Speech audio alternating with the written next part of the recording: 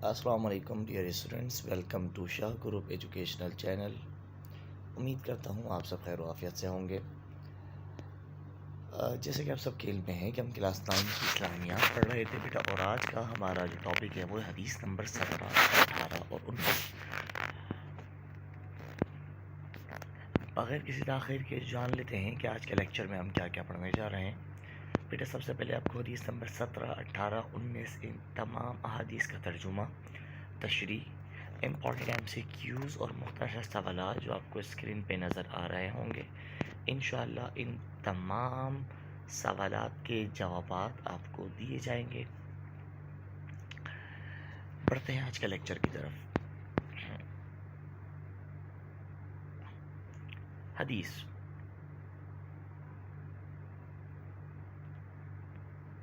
للمسلم على المسلم ست بالمعروف يسلم عليه إذا لقيه ويجيب إذا دعاه ويشمته إذا عطس ويعوده إذا مرض ويتبع جنازته إذا مات ويحب له ما يحب لنفسه۔ ترجمہ: ایک مسلمان کے دوسرے مسلمان پر 6 حقوق ہیں۔ پہلا حق تو یہ ہے کہ جب وہ کسی مسلمان سے ملے تو وہ اسے سلام کرے۔ دوسرا، اور جب وہ اسے دعوت دے تو وہ اس دعوت کو قبول کرے۔ تیسرا حق، جب اسے چھینک آئے تو وہ یرحمک اللہ یعنی اللہ تم پر رحم کرے یہ کہے۔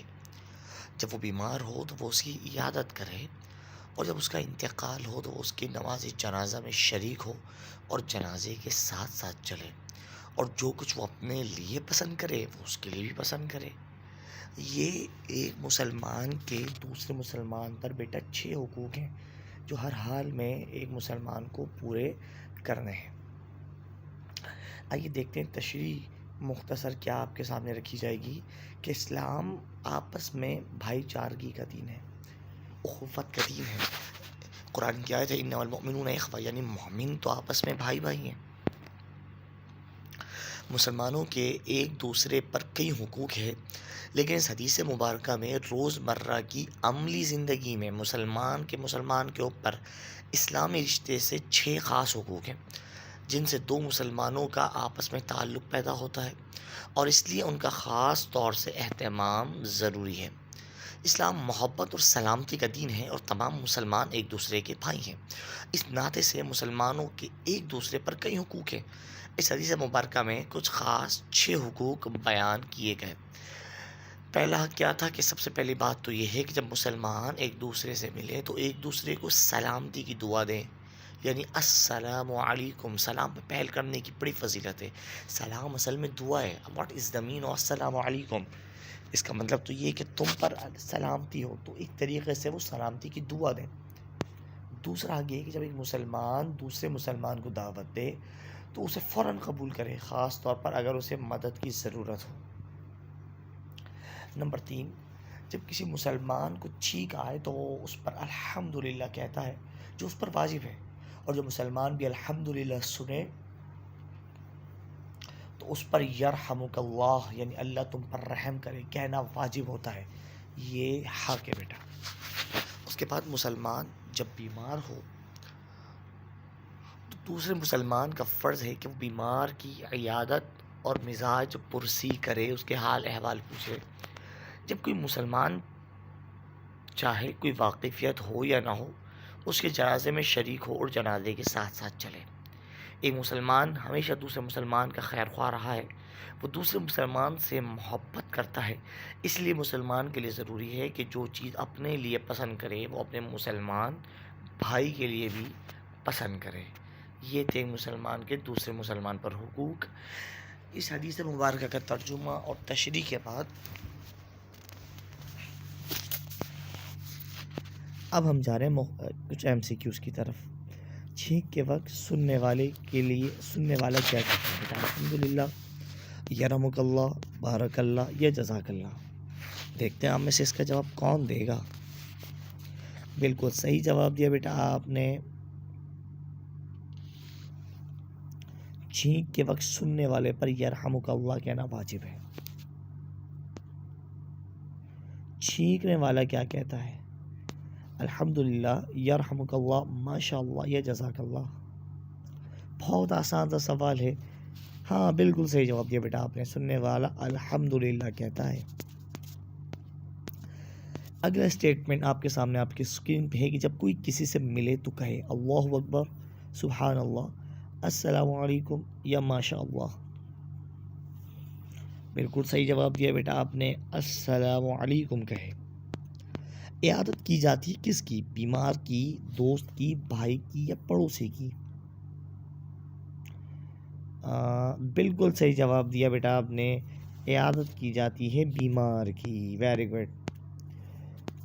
اگلا اسٹیٹمنٹ، مومن آپس میں ہیں، دوست، ہم خیال، بھائی بھائی یا پھر خیر خواہ؟ کون دے گا اس کا جواب؟ جی بیٹا دیجیے آپ۔ بالکل صحیح جواب، بھائی بھائی۔ اسلام نے مسلمانوں کے درمیان رشتہ بنایا ہے کس چیز کا بیٹا؟ اخوت کا، دوستی کا، خیر خواہی کا یا سلامتی کا؟ بالکل صحیح جواب، بالکل صحیح جواب، اخوت کا۔ آئیے مختصر سوالات کو بھی دیکھ لیتے ہیں۔ مسلمان کے مسلمان پر 6 خاص حقوق ہیں، ان کی ادائیگی پر ایک مضمون لکھیں۔ جواب، حدیث کے مطابق ایک مسلمان پر دوسرے مسلمان کے 6 حقوق ہیں اور ان کا حقوق کا پورا کرنا ہر اچھے مسلمان کی پہلی ذمہ داری ہے۔ یہ حقوق مندرجہ ذیل ہیں کہ جب وہ کسی مسلمان سے ملیں تو وہ اسے سلام کریں، اور جب وہ اسے دعوت دے تو وہ اسے قبول کرے، جب اسے چھینک آئے تو وہ یرحمک اللہ کہے، جب وہ بیمار ہو تو اس کی عیادت کرے، اور جب اس کا انتقال ہو تو وہ اس کی نماز جنازہ میں شریک ہو اور جنازے کے ساتھ ساتھ چلے، اور جو کچھ وہ اپنے لیے پسند کرے وہ اس کے لیے بھی پسند کرے۔ اور روزمرہ کی عملی زندگی میں مسلمان کے مسلمان پر 6 خاص حقوق کی ادائیگی کی تلقین کی گئی ہے، جن سے 2 مسلمانوں کے درمیان ایک تعلق پیدا ہوتا ہے۔ رسول کریم کی حدیث مبارک ہے، مومن تو آپس میں بھائی بھائی ہیں۔ اسلام نے رشتہ اخوت کو مضبوط بنا دیا۔ اسلام نے ان حقوق کی ادائیگی سے مسلمانوں کے درمیان آپس کی محبت کے رشتے کو مضبوط بنانا چاہتا ہے، تاکہ مسلمان ایک دوسرے کی خیر خواہی کر کے معاشرے کے کارآمد شہری بن سکیں۔ اگلا سوال، ایک مسلمان کو ان 6 حقوق کی ادائیگی کیوں ضروری ہے؟ تو 6 حقوق ہم بار بار پڑھ رہے ہیں، مسلمان کے مسلمان پر یہ ادا کرنا کیوں ضروری ہے بھائی، کیا وجہ ہے؟ جواب، مومن آپس میں بھائی بھائی ہیں اور اس طرح سے ان کے اوپر کچھ حقوق کی ادائیگی کی تلقین ہے، تاکہ مسلمانوں کے درمیان ایک تعلق پروان چڑھے اور بھائی چارگی کا یہ اخوت کا رشتہ مضبوط ہو سکے، مسلمانوں میں درمیانہ باہمی محبت اور الفت قائم اور دائم رہے، اور وہ ایک دوسرے کے خیر خواہ بن کے رہے۔ اسی لیے ان پر لازم ہے کہ وہ ان 6 حقوق کی ادائیگی کریں۔ کیوں ادائیگی کریں؟ تاکہ اخوت کا رشتہ برقرار رہے اور تعلق مضبوط ہوتا چلا جائے۔ اب حدیث نمبر 18 پڑھنے جا رہے ہیں۔ حدیث نمبر 17 کا ترجمہ، تشریح، MCQ سوالات کے جوابات دے دیے، تو 18 پہ ہم آ گئے۔ اطلب العلم ولو بالصین، بہت مشہور حدیث مبارکہ ہے کہ علم حاصل کرو اگرچہ ملک چین سے ہی کیوں نہ ہو۔ تشریح ذرا دیکھیے کہ اس حدیث مبارکہ میں علم کی عظمت اور اہمیت کی بنا پر علم کے حصول کو ضروری قرار دیا گیا۔ علم یا جاننا انسانی فطرت کی بنیادی ضرورت ہے۔ انسانی فطرت کا تقاضا ہے کہ اسے اپنی ذات اور اس کائنات کے بارے میں ہر اچھی اور بری بات کا علم ہو۔ علم کے بغیر انسان ترقی نہیں کر سکتا۔ علم کے حصول کے لیے محنت، جد و جہد اور مشقت برداشت کرنا پڑتی ہے۔ چونکہ عہد رسالت یعنی سرور کائنات کے زمانے میں چین کا سفر اختیار کرنا دشوار تھا، آپ نے حصول علم کے لیے مشکلات برداشت کرنے پر زور دیا۔ پہلے دور کے بہت بڑے محدثین، علماء اور سائنسدان علم حاصل کرنے کے لیے دور دراز کے علمی سفر کیا کرتے، سفر اور ہجرت کی مشقتیں برداشت کرتے۔ یہی وجہ ہے کہ آج بھی ان کے نام عزت سے لیے جاتے ہیں۔ یہاں بھی حصول علم کے لیے چین تک کا طویل اور دشوار سفر کر کے علم حاصل کرے۔ چین ایک غیر مسلم ملک ہے، مگر چین دنیاوی علم میں ہمیشہ آگے رہا، اور آج بھی چین جدید سائنسی علم کے میدان میں بہت آگے ہے۔ اس حدیث مبارکہ سے ایک بات اور واضح ہوتی ہے کہ ایک مسلمان کے لیے جتنا ضروری دینی علم حاصل کرنا ہے، جدید سائنس علم حاصل کرنا بھی اتنا ہی ضروری ہے تاکہ مسلمان ہر اعتبار سے علمی میدان میں دوسری قوموں کا مقابلہ کریں۔ لہٰذا ہمیں چاہیے کہ علم کے حصول کے لیے بے انتہا محنت کریں، اگرچہ دور دراز سفر کرنا پڑے تو بھی سفر اور مشقت برداشت کریں تاکہ دینی اور دنیاوی ترقی حاصل کر سکیں۔ اس حدیث مبارکہ میں علم کی عظمت کی بنا پر حصول علم کو ضروری قرار دیا گیا۔ کائنات کی ہر چیز کا علم رکھنا، اس کے بارے میں جاننا انسانی فطرت کا تقاضا ہے۔ اسلام کی ابتدا ہی علم کے پیغام سے ہوئی۔ رسول اکرم پر نازل ہونے والی پہلی وحی کے الفاظ تھے، پڑھیے اپنے رب کے نام کے ساتھ جس نے آپ کو پیدا کیا۔ یعنی ہمارے دین کی بنیاد علم پر ہے، اور حصول علم کے لیے سختیاں جھیلنا، سفر کرنا، تکلیفیں اٹھانا ناگزیر ہے۔ اسلام میں صرف دینی علم حاصل کرنا ہی ضروری نہیں بلکہ دنیاوی علم بھی حاصل کر کے ترقی کرنا اور دنیا کا مقابلہ کرنا بھی ضروری ہے۔ یہی وجہ ہے کہ سرور کائنات نے اس حدیث مبارکہ میں حصول علم کے لیے چین جیسے دور دراز علاقے کا سفر کرنا اور تکلیفیں برداشت کرنے پر زور دیا تاکہ مسلمان دنیاوی اور دینوی اعتبار دونوں سے ترقی کر سکیں۔ آئیے کچھ MCQs آپ کے سامنے رکھے جا رہے ہیں، ملاحظہ فرمائیے۔ حدیث میں طلب علم کے لیے کس ملک جانے کی ترغیب ہے؟ یمن، شام، ایران یا چین؟ بالکل صحیح جواب دیا بیٹا آپ نے، چین۔ سفر اور ہجرت کی مشقت برداشت کرنے کا حکم ہے، علم کے لیے، تفریح کے لیے، کھیل کود کے لیے، ملنے جلنے کے لیے۔ بالکل صحیح جواب، علم کے لیے۔ ویری گڈ بیٹا، ویری گڈ۔ اگلا اسٹیٹمنٹ، انسانی فطرت کا بنیادی تقاضا کیا ہے؟ حصول علم، حصول دولت، حصول صحت یا پھر نجات؟ کون دے گا اس کا جواب؟ جی دیجیے بیٹا، آپ دیجیے۔ ویری گڈ، حصول علم ہے بیٹا، بالکل صحیح جواب دیا آپ نے۔ آئیے مختصر سوال کی طرف۔ علم کی عظمت پر نوٹ تحریر کرنا ہے مختصر سا، دیکھ لیں اس کا جواب۔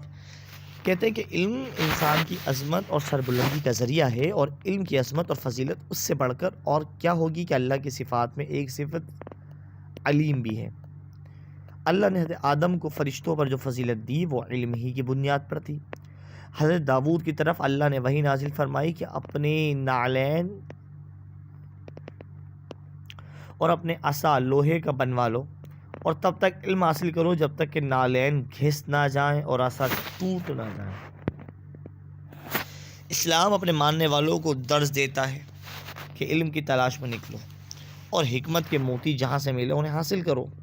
علم کی عظمت اور فضیلت اس بات سے اور زیادہ واضح ہوتی ہے کہ اللہ نے ہمیشہ حکومت اور سلطنت سے اسی قوم کو نوازا جسے علم اور عمل میں برتری حاصل تھی۔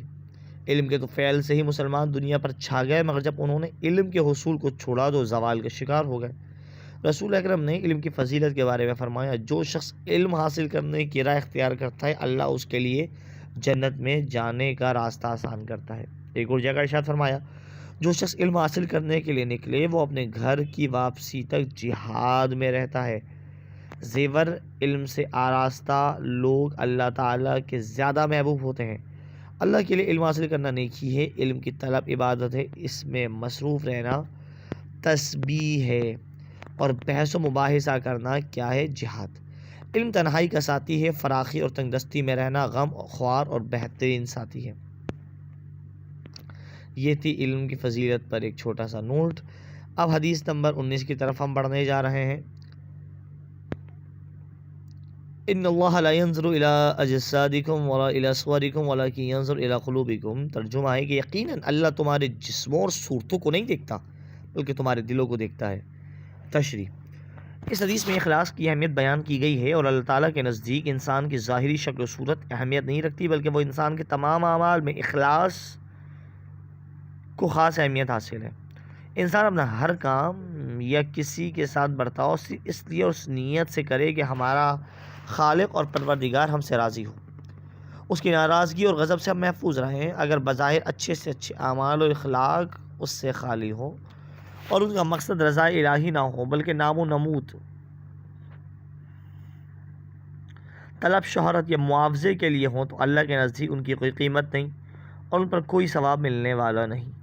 اس بات کو دوسرے لفظوں میں یوں بھی کہا جائے گا کہ اللہ تعالیٰ کی رضا اور آخرت کا ثواب جو نیک اعمال اور اخلاق حسنہ کا اصل صلہ اور نتیجہ ہے، اور جو انسانوں کا اصل مطلوب اور مقصود ہونا چاہیے، وہ صرف اعمال اور اخلاق پر نہیں ملتا، بلکہ جبکہ ان اعمال اور اخلاق سے اللہ تعالیٰ کی رضا جوئی ہو۔ الغرض تمام انسانی اعمال میں انسان کے دل اور صحیح ارادہ اور نیت کو بنیادی حیثیت حاصل ہے کہ اس عمل کے انجام دیتے وقت دل کی کیفیت اور رجحان کیسا ہے۔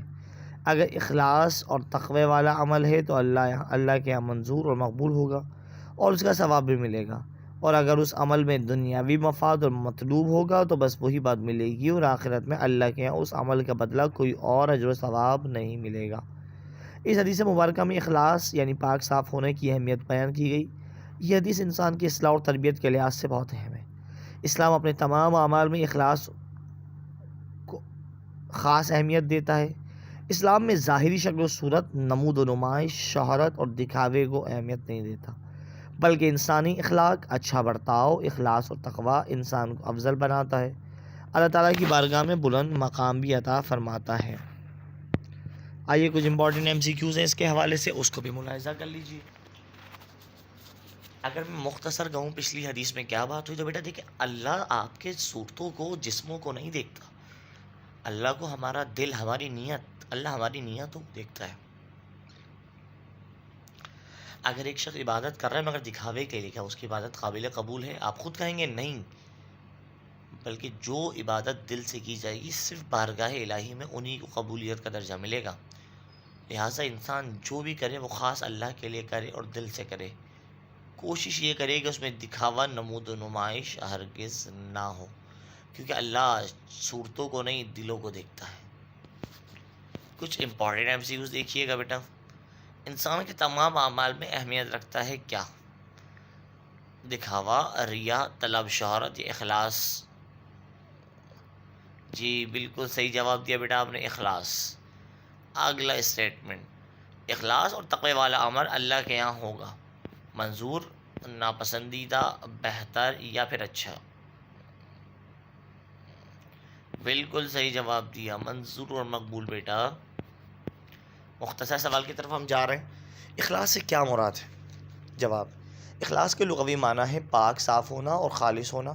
شریعت میں اخلاص سے مراد یہ ہے کہ انسان جو بھی کام کرے صرف اللہ کے لیے، اس میں دنیاوی غرض، نمود و نمائش، طلب اور شہرت، دکھاوا یا معاوضہ نہ ہو، بلکہ مقصد صرف اور صرف اللہ کی خوشی حاصل کرنی ہو۔ یعنی انسانی اعمال میں انسان کے دل اور صحیح ارادہ اور نیت کو بنیادی حیثیت حاصل ہے۔ اخلاص اور تقوی والا عمل اللہ کے یہاں منظور اور مقبول ہوتا ہے۔ اخلاص کی اہمیت حدیث کی روشنی میں ذرا دیکھ لیجیے گا بیٹا۔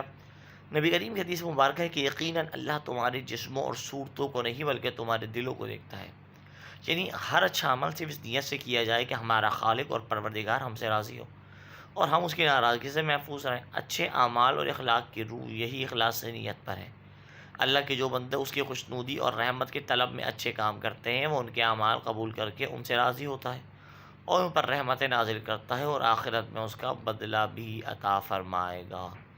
یہ تھے بیٹا حدیث نمبر 17، 18، 19 کے ترجمہ، تشریح، مختصر سوالات، MCQs جو آپ کے سامنے ہم نے رکھے۔ امید کرتا ہوں بآسانی یہ تمام باتیں آپ کو سمجھ آ چکی ہوں گی۔ یہیں پر آج کا لیکچر اپنا اختتام کو پہنچا۔ سر زکریہ کو اجازت دیجیے، ملاقات ہوگی اگلی کلاس میں۔ السلام علیکم ورحمۃ اللہ۔